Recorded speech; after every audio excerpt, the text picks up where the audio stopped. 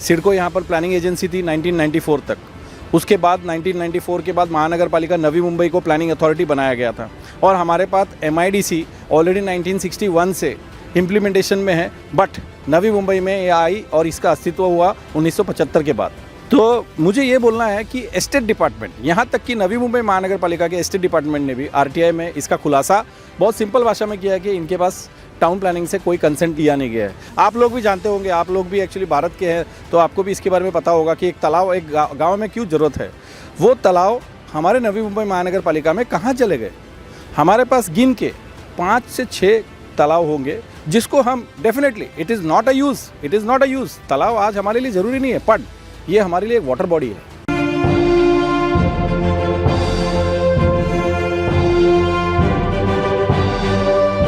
Coming back again to the point, मुझे ये बोलना है कि नवी मुंबई महानगर पालिका जब अस्तित्व में आई, यहाँ पर ऑलरेडी सिडको की मौजूदगी थी।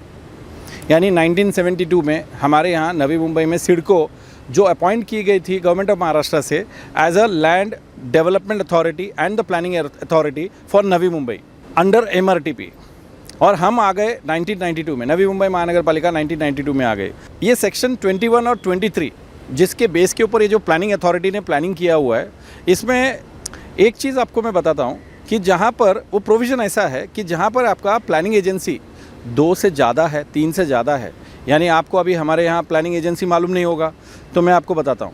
सिडको यहाँ पर प्लानिंग एजेंसी थी 1994 तक। उसके बाद 1994 के बाद महानगर पालिका नवी मुंबई को प्लानिंग अथॉरिटी बनाया गया था और हमारे पास MIDC ऑलरेडी 1961 से इम्प्लीमेंटेशन में है, बट नवी मुंबई में ये आई और इसका अस्तित्व हुआ 1975 के बाद। तो प्लानिंग अथॉरिटी में जब ये 3 प्लानिंग एजेंसी होता है तो MRTP में एक और प्रोविज़न आता है कायदे के हिसाब से। तो वहाँ पर एक्चुअली जो प्लानिंग एजेंसी जो अपॉइंट की गई है उनको ये प्रोविज़न मिलता है कि आपको ये सब गाइडलाइंस ये सब पूरा करना है। तो ठीक है, नवी मुंबई महानगर पालिका ने अपना काम कर दिया और हमारा एक DP हमारा आ गया। बट मैं एजेंसीज़ को इसके ऊपर गौर तलब कराना चाहता हूँ कि हमारे यहाँ जो सिडको का जो ज़मीन और MIDC का जो ज़मीन जो एक्वायर्ड था, क्योंकि नवी मुंबई महानगर पालिका के पास तो खुद की ज़मीन नहीं थी, तो जब ये एक्विजिशन हुआ था सिडको की तरफ से और MIDC की तरफ से, तो हमने जब राइट टू इन्फॉर्मेशन में हमने जब इन्फॉर्मेशन फाइल की थी टाउन प्लानिंग में नवी मुंबई के, हमें इसका इन्फॉर्मेशन बहुत एकदम सरल शब्दों में मिला कि ना इन लोगों ने सिडको से और ना MIDC से कोई कंसेंट लिया है। यानी आपकी DP आ गई, मैं अभी भी बता रहा हूँ, आपकी DP आ गई, लेकिन क्या आपने DP प्रॉपर चैनल से किया है? डेवलपमेंट प्लान जो आपने है प्रॉपर चैनल से किया है? आपने उनका ना हरकत लिया है या कभी इसके बारे में सोचे थे? चलिए, इसको एजेंसी के हिसाब से हम 2 एजेंसी को हम अलग करते हैं। अब आते हैं नवी मुंबई महानगर पालिका, जिसमें अलग अलग विभागें हैं। जैसे अभी एक विभाग है जिसको हम मालमत्ता यानी एस्टेट डिपार्टमेंट। एस्टेट डिपार्टमेंट में सबसे पहला प्रोसीजर ऐसा है कि सिडको से जब एक्विजिशन होता है महानगर पालिका के लिए तो वो एस्टेट डिपार्टमेंट के पास आता है। यानी जो बहुत सारी जो संपत्ति है, जो लैंड, हमारा जो इंफ्रास्ट्रक्चर एग्रीमेंट होता है तो एस्टेट डिपार्टमेंट के पास आता है। यानी कि जैसे जो हम प्लेग्राउंड बोलते हैं, गार्डन बोलते हैं, या जो ओपन प्लॉट्स है जो नवी मुंबई महानगर पालिका के हद में एज सोशल फैसिलिटी प्लॉट्स हो गया या हॉस्पिटल्स हो गया जो नवी मुंबई महानगर पालिका ने बनाया हुआ है। मैं उन प्लॉट्स की बात कर रहा हूँ जिसका इंफ्रास्ट्रक्चर एग्रीमेंट हुआ है ऑलरेडी 2007 में और 2018 में। तो मुझे ये बोलना है कि एस्टेट डिपार्टमेंट, यहाँ तक कि नवी मुंबई महानगर पालिका के एस्टेट डिपार्टमेंट ने भी RTI में इसका खुलासा बहुत सिंपल भाषा में किया है कि इनके पास टाउन प्लानिंग से कोई कंसेंट लिया नहीं हो गया है। उद्यान विभाग, हमारा नवी मुंबई टाउन प्लानिंग, हमारा नवी मुंबई महानगर पालिका का garden department and Navi Mumbai महानगर पालिका अ गार्डन सिटी। गार्डन में भी जब पूछा गया तो उन्होंने भी स्पष्ट इसके ऊपर उत्तर दिया कि हमारा कोई कंसेंट टाउन प्लानिंग ने लिया नहीं गया है। और इसका दोस्तों आपको एकदम क्लियर एग्जांपल देता हूँ। नवी मुंबई महानगर पालिका के क्षेत्र में वाशी स्थित सेक्टर 9, यहाँ पर एक रीडेवलपमेंट का प्लान शुरू हुआ जिसका विरोध आप लोग रोज़ पढ़ते होंगे अखबार में, और आपने इसको तो लगभग 3 साल से आपने इनका लड़ाई भी देखा होगा। तो वहाँ पर 3 प्लॉट्स हैं जो गार्डन के हैं, जिनके ऊपर एक्चुअली लाखों रुपया खर्चा करके, सिडको से लाखों रुपया खर्चा करके हमने वो प्लॉट को लिया था। उसका हम लीज़ भी भर रहे हैं और वो लीज़ पेमेंट ऑलरेडी 60 ईयर्स का लीज़ है। वो प्लॉट को हमने लाखों रुपया खर्चा करके उसके ऊपर गार्डन बनाया, उसके ऊपर पेड़ लगाए और वो पेड़ लगाया, वो बहुत पुराने पेड़ थे। उसके बाद उसके ऊपर मेंटेनेंस का खर्चा किया गया नवी मुंबई महानगर पालिका की तरफ से। और ये प्लॉट को एक्चुअली बाकायदा उस प्राइवेट बिल्डर को दे दिया गया जिसने रीडेवलपमेंट के ऊपर उसने ऑलरेडी स्ट्रक्चर शुरू कर दिया। तो मुझे एक बताइए, इसका डेवलपमेंट प्लान में आपने क्या समावेश किया?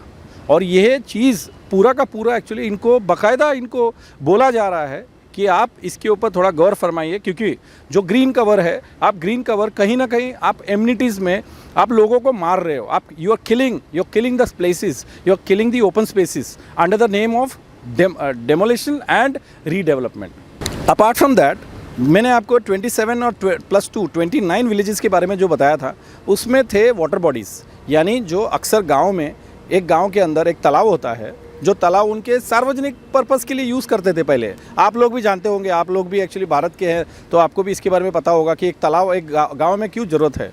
वो तालाब हमारे नवी मुंबई महानगर पालिका में कहाँ चले गए? हमारे पास गिन के 5 से 6 तालाब होंगे जिसको हम definitely it is not a use. तालाब आज हमारे लिए ज़रूरी नहीं है, बट ये हमारे लिए एक वाटर बॉडी है। और इसी तरीके से हमारे पास सैकड़ों ऐसे चीज़ और जगह है जो वाटर बॉडीज़ के काम आता है, जो 14 फर्म है, it is already included as well as it is already reserved under forest. तो आप लोगों ने इसका रिजर्वेशन या प्रोटेक्शन या ईयर मार्किंग आपने इसका किया ही नहीं है, तब जाकर एक्चुअली नवी मुंबई को आप क्या योजना दोगे इसके ऊपर? क्योंकि आपको ये सब बचाना है, जो आपका राइट्स है as a planning agency, you have to do it.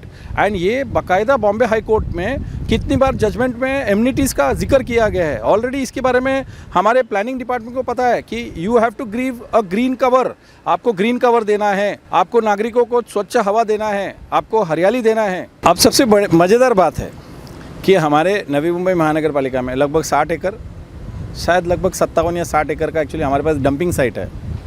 ये डंपिंग साइट का आपने शुरू किया इसको, और जहाँ तक मेरा ख्याल है MOEF की गाइडलाइंस के हिसाब से एक डंपिंग ग्राउंड के लिए यू रिक्वायर सम परमिशंस, क्योंकि आपका वहाँ पर वेस्ट सेग्रीगेट हो रहा है। जो ड्राई, आप लोग इसको ड्राई और वेट में समझ रहे हो, बस वही बात कर रहा हूँ जो लैंडफिल बनता है एक्चुअली। तो मुझे ये बोलना है कि आपका जो DP के हिसाब से, जब आप DP बनाते हो तो आपने MOEF का क्या आपने उसके ऊपर कंसेंट लिया है? क्योंकि दिस इज़ अ वेस्ट, और ये डेफिनेटली आजू बाजू के जो परिसर है वहाँ पर एयर और वाटर का इफ़ेक्ट करेगा। आप लोगों को एक्सप्लेन करने का ज़रूरत नहीं है, आप अर्बन एरिया में हो, आपको एक्सप्लेन करने का ज़रूरत नहीं है कि ये जो डंपिंग साइट है ये किस तरीके से हवा और पानी को दूषित कर सकता है। Now MOEF has very clearly stated, उसके जो नोटिफिकेशंस हैं उसमें बाकायदा उसमें खूबी से मेंशन किया गया कि डंपिंग साइट के बिल्कुल बफर जोन में, यानी लगभग 500 मीटर के दायरे में कोई भी रेसिडेंशियल एरियाज़ नहीं होना चाहिए। I need not explain further, हमारे नवी मुंबईकर ये सब जानते हैं कि हमने जो लैंड साइट है वो लैंड साइट के बफर जोन में आज कहाँ तक एक्चुअली बफर जोन आ चुका है, और उसका रेसिडेंशियल एरियाज़ आप लोग भी देख रहे हो।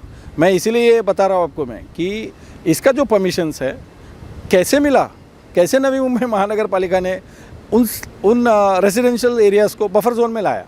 धन्यवाद दोस्तों।